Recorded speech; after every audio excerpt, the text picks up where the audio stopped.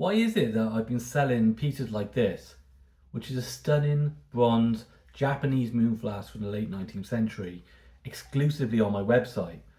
Whereas pieces like this, a beautiful high relief wooden carved box, probably early 20th century, mid 20th century, could even be a Black Forest carving, but selling this exclusively on platforms such as eBay and Vinted.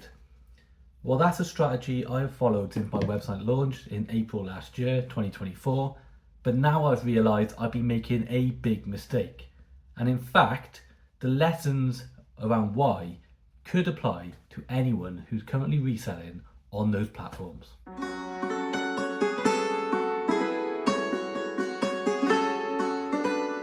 Well, welcome back to the channel, and if you're new here, my name is Kieran Hughes Jones. I'm a full-time antiques dealer. I run taliesinantiques.com. Now, when I first started being an antique dealer a few years ago, before I went full-time, I was selling mainly on eBay, and I would use other platforms. I tried out Etsy, later on I used Vinted. But in April 2024, I started my own website to sell my items. And I thought I had a smart strategy. I would put on there my higher value, maybe rarer pieces, exclusively on the website for a period of time before they showed up anywhere else, and they would be set at a lower price than they would if they then moved on to eBay. But my lower value items, maybe £50 or less, would bypass my website and I put them straight on eBay or Vinted. And my general thinking was they would move faster on those marketplaces. Now, I've been reviewing my business and looking at different business principles this week, and I realised after doing that evaluation that I was making a massive mistake. And it wasn't just about the money I was losing out on, it was about my brand identity, it was about my online presence, and it was about building up customer relationships with people who would come back and would use my website repeatedly. So I've made a huge change. From now on, all items, regardless of monetary value, will show up on my website first. They will be on there for an exclusive period of time, and they will be cheaper. They may never, I might not even use those other platforms going forward, or I'm certainly going to use them a lot more sparingly than I have been. Now, what I'm going to do in this video is I'm going to go through my old approach, I'm going to tell you why it was flawed, and why I think this is of interest to everyone else is if you're into reselling and you want to be doing it long into the future, these business principles will apply to you as well, and it will be worth you sticking around and just hearing about them. Now, if you're only interested in the antique items, you're a collector or someone who just likes to buy things for the house, etc., you can skip past all that, because at the end of the video, I will just show you a quick look through my website as I show you the new type of items that will now be available on there. But as I say, if you're into your reselling or you're interested in the business side of it, stick around for this bit of time as I talk you through why I've made this change. Okay then, so my original approach was pretty straightforward. There was a logic behind it, and I thought it was actually, a really strong logic at the time. So high value, rare antiques, they would go onto my website first, they would stay there for a period of time, and then if they hadn't sold, they would move on to eBay at a higher price. Now, why was that? Of course, it's the eBay fees. Now, for business sellers, even now, because they changed for private sellers but not for business sellers, those fees, when you factor everything in, are between 20 to 30%. Now, when you're selling items which are hundreds of pounds, that's a huge loss in revenue. So obviously I didn't want to be doing that, and that's why I was hoping to get those sales on my website first. Now, for lower value items, as I said earlier, £50 or less, a lot of them, in fact 99% of them, would bypass my website, and I would put them on eBay and Vinted. And look, the logic there was quicker turnover. On those marketplaces, you have more active users than I would get on my website, and I thought maybe there'd be a lot more impulse buying for items like that. So it's probably a bit more than that, and I've got to be completely honest, and it's quite difficult to admit this, but I think as well there was probably some unconscious snobbery involved as well. I saw my website as maybe a place for exclusive pieces, and in hindsight, it was a really strong misjudgment just on that basis alone, because look, I'm someone who got into antiques because I love the items themselves. They are survivors. The very fact that they've lived beyond hundreds of years, and you know what, even if they're not that old, even if they're 20, 15, 30 years old, it's the fact they're still here. They are a reminder of our history, and they give us that connection to the past that nothing else will. Not even reading a book. Having an item in your hands from that period gives you that feeling which you can't get from anything else, and they deserve respect just for that. And it's not just about the money. Now, I was getting caught up in the business side of it. I was looking at them probably in terms of monetary value. Now, it is my living. I do this as a living to buy and sell antiques, so I've got to do that to some extent. But I never want to lose that passion. I never want to lose that appreciation for the pieces. And perhaps that's maybe something I was doing as I was trying to get my website kicked off. I was thinking this is where the high value pieces will go, when in fact, why not just put everything on there just because you appreciate the items? So, right, back to the strategy anyway. On the surface, it seemed quite sound, even aside from all that. Quick sales for lower value items and then cost savings for the higher value ones. But as I'll explain, it wasn't just flawed because of how I feel about it and what I've realised in terms of appreciating the items. It was actually harming my business, and that's what we'll go into next. Okay, so we're going to break down why this approach wasn't effective, and it comes down to three overarching principles. Now, when I talk about something that I think will be of use to you, say a business principle or a theory, I'm going to pop it up on screen so you can go off and Google it, because this is surface level stuff. I'm not an expert. I have a working knowledge of these things. So if you want to take that and look into it, I recommend doing that. And look, please believe me, this does apply to anyone who's doing reselling. It's about the long-term future of your business. It might not affect you today, tomorrow, even next year, but it might affect you if you want to do this into the future. So the first principle we're going to look at is brand identity. Now, when someone buys an item from you on a platform such as eBay or Vinted, it's their brand that takes priority, not yours. Most customers won't remember who the seller they bought it from. They'll just remember the fact they bought it on eBay or Vinted. We all know this when we speak to people in general, when you speak to friends and family, they talk about buying something off Vinted, eBay, etc. Now look, I know there's exceptions. I know there are customers who do reach out to you and you build a bit of a relationship via eBay, but they're few and far between. They're not enough to secure you in the long term. And the reason this is a problem is because of a known issue in e-commerce, which is platform dependency risk.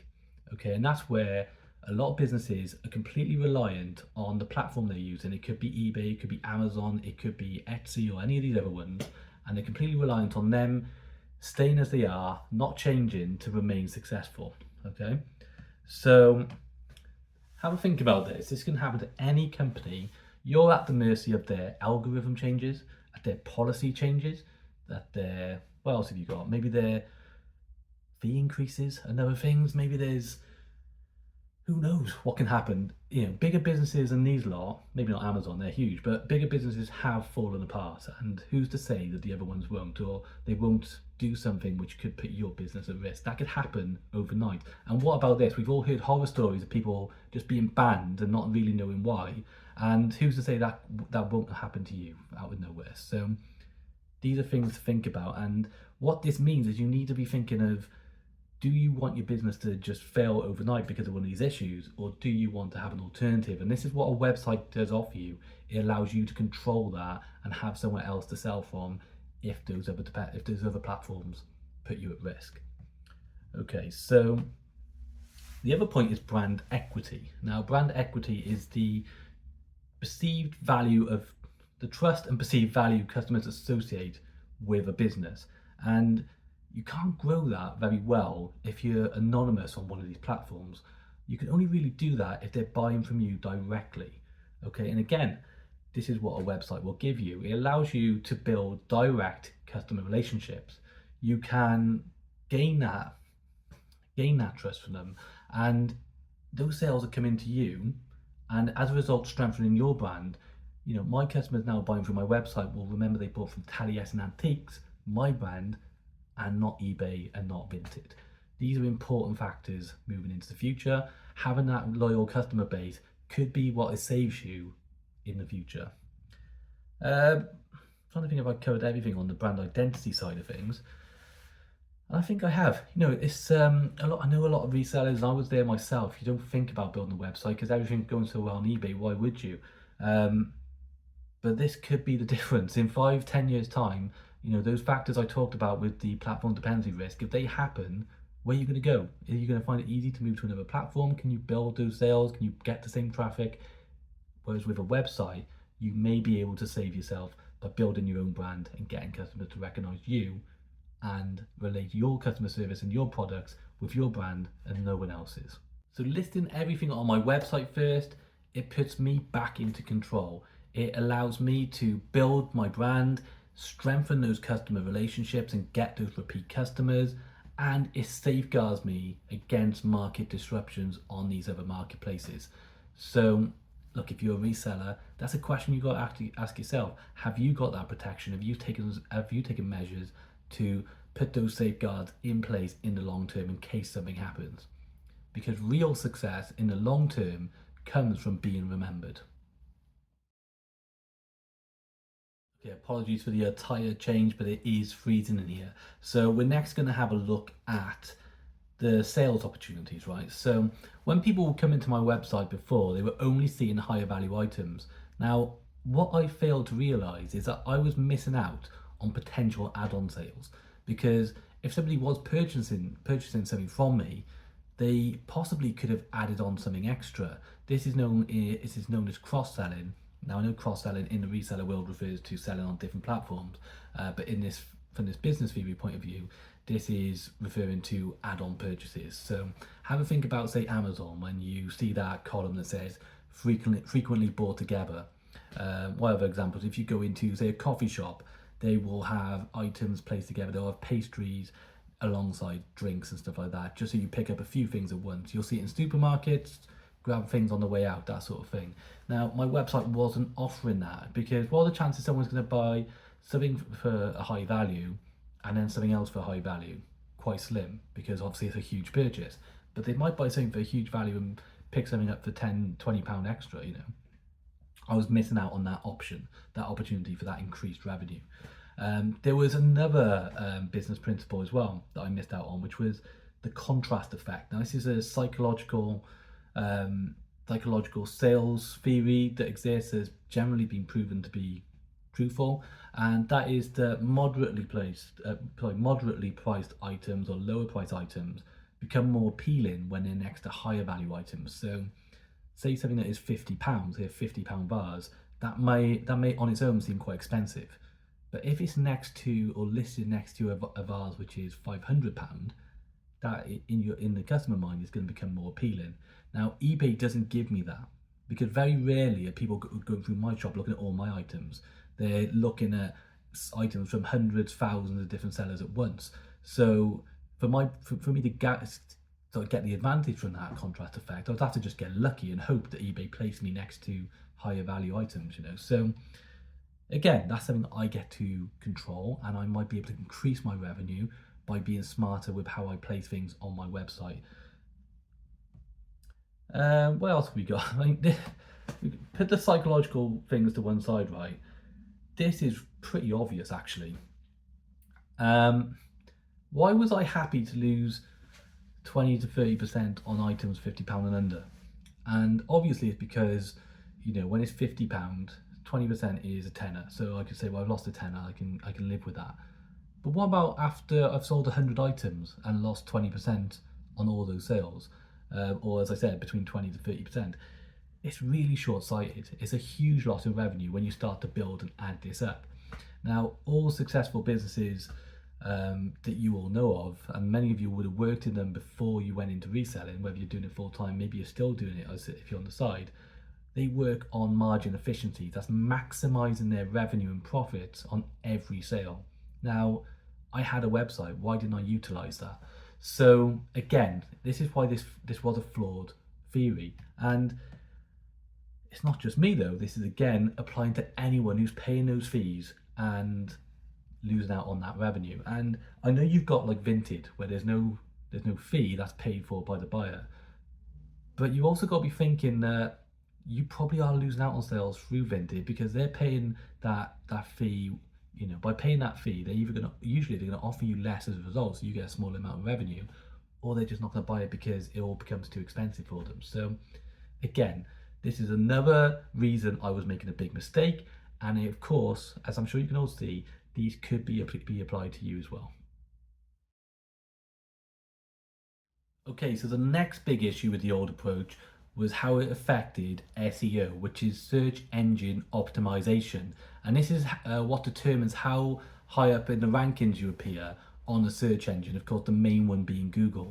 Now it's now well known that the more content you have and the more you update a website, the more likely you are to rank higher on the search engine results. Now here's an interesting point. It's generally accepted that at least 75% of people will not scroll past the first page on Google. It's why businesses are fighting so hard to get on that first page. Now, by listing my items on eBay, I was missing out on that. I was missing my opportunities to put things in on my website which would rank me higher. Not just the new updated pages, but on things that using like keyword searches, which is when people type in certain words, the more they can get more strongly associated with me. So think about all the pages I could have had on my website with all these different keywords which I was missing out on. What else have we got? Google image searches. So all those pictures I took to sell on eBay and on Vinted or wherever else, they were appearing on their website but not on my website. So when people were doing Google image reverses or looking up images, that sort of thing, they were going to eBay, they weren't going to my website. These were all things I was missing out on for this strategy, which now is starting to unravel. What else we got? So brand authority. So brand authority is how well you establish your brand, right? So how it's effectively brand recognition. So even if people are scrolling past my name, they may see Taliesin Antiques, but they scroll past it. The more they see it, the more they give authority, recognition, appreciation to my brand. They start to see me as someone who's trusted. Clearly, it's a bigger business. Clearly, it's somebody, it's a business that I can rely on if I ever need them. So whereas they might scroll past it on that one occasion, if they keep seeing it, eventually it's going to register with them and they will click on it when they need to. Maybe they're trying to, maybe they're looking to sell things, maybe they got other services, or of course they may want to just start buying something and they now know the name Taliesin Antiques. I've missed out on that. So yeah, that's a big difference now on my website, which is with this new approach, I should now have a stronger ranking on Google. Should start climbing up that ladder. Now, if you're a reseller selling just on eBay or Vinted, Etsy, wherever, just like I was, these are all things that you're doing for eBay for free. Okay, you're building up their Google searches and their sort of brand recognition and their brand authority for them. And by having your own website, your own place to go, even if you just have your own website and still use eBay, do what I was doing for a period of time as you get building, you can still start to build this brand loyalty and brand recognition, which, as I keep mentioning, 5, even maybe 10 years into the future, you may be very happy that you did early on. Okay, so before we wrap up, I want to show you the type of items I'm now selling on my website, which were previously going on those other platforms. So we'll do a little screen share and go through the website. What I've done is to start this off, I've decided to list about 20 items on the website, priced between £10 and £30. That's with free postage in the UK as well, just to get this going. So here we go. We'll switch over to my website now. So we're on the home page. As you can see here, it's put into categories based on the material and where in the world they're from. I have thought about maybe setting up a couple more categories which separate the cheaper items for people who just want to browse through that, and maybe the rarer ones, but that's something for another day. So we will go, first of all, the internet is going to be really slow, I'm afraid, because I'm using a hotspot in my unit because there's no internet connection. So we go on to the latest items and we'll see all the items I put up over the last couple of days. So you've got these great little rocking chairs there. You've got these are local to Cardiff, 19th century prints of Lambeth Cathedral. So good old ones. You got cool little things like this, just like a nice crocodile sculpture, effectively wood carving. Now you're seeing a sold sign there, and I'll go into that in a second on this Ghanaian wooden sculpture. Got a nice little brass planter there, 19th century. A good little, people like, of course, their dogs, and they're different types of, all the different breeds. This is a great little sculpture at a good price. We've got the bottles there. Go over to the next page. A great Dalar, which is a coffee pot for the Middle East, which is just proving that, you know, I can still put interesting items from across the world for these prices as well. Got these great jewelry boxes. This is great, just like it's a Moroccan fossil dish that's been put together, so millions of years old. Got this nice letter rack, some cloisonne. These cute little Toby jugs there. Now these were £10, they sold instantly. You're seeing these are cheap prices, nice little pieces that people can just pick up as like random pickups.